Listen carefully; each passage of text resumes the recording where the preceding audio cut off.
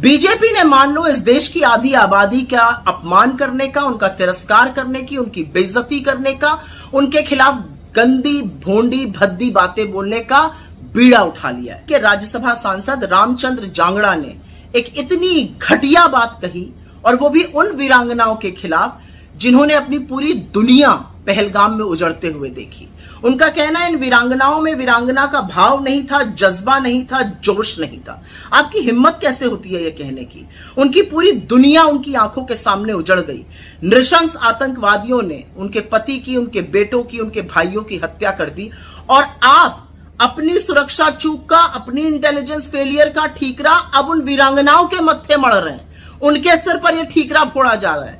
असल में तो वो वीरांगनाएं आपसे पलट के पूछ रही हैं, 1 महीने से ज्यादा हो गया, अभी वो 3 क्रूर आतंकवादी फरार हैं। कहां हैं वो आतंकवादी? वो कब पकड़े जाएंगे? न्याय कब मिलेगा? आपके अंदर लेश मात्र भी संवेदनशीलता नहीं है।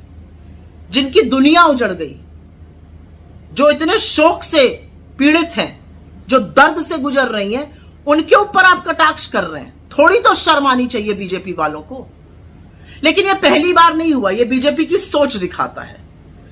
आपको याद ही होगा वो बददिमाग बदजुबान इनके मंत्री विजय शाह, जिन्होंने कर्नल सोफिया कुरैशी के बारे में घटिया बयान दिया। इनके एक और उप मुख्यमंत्री जगदीश देवड़ा, जो कहते हैं कि सेना मोदी जी के चरणों में नतमस्तक है। लेकिन बीजेपी ने इन लोगों के खिलाफ कोई एक्शन नहीं लिया। कोर्ट ने कहा तो एफआईआर दर्ज हुई, और एफआईआर भी ऐसी कि कोर्ट को बोलना पड़ा इस एफआईआर से कुछ नहीं होगा। यह असलियत है इन लोगों की, यह सम्मान है इनका नारी के लिए। और जो काली करतूतें गिन गिन कर सामने आ रही हैं बीजेपी वालों की, चाहे वो बलिया हो, चाहे वो मंदसौर हो, हाईवे हो, क्या कर रहे हैं बीजेपी के लोग बेटियों से? बेटियां तो आपसे बचानी है, हम बेटियां तो आपसे बचा लेंगे, लेकिन हमारी बेटियों के बारे में इस तरह का कटाक्ष और इस तरह के अपशब्द आप बोलने की हिम्मत मत कीजिएगा। और मोदी जी, अगर आपके अंदर जरा सा भी, रंच मात्र भी इस देश की बेटियों के लिए थोड़ा सा भी सम्मान है, तो निकाल बाहर करिए जांगड़ा को अपनी पार्टी से, तब हम मानेंगे।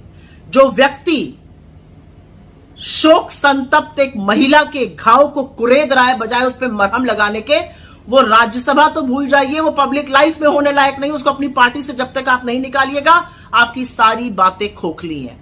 आप कहते हैं ना आपकी नसों में गरम सिंदूर बह रहा है, उस सिंदूर को ललकारा है जांगड़ा ने। कुछ कहिएगा या अभी भी चुप रहिएगा?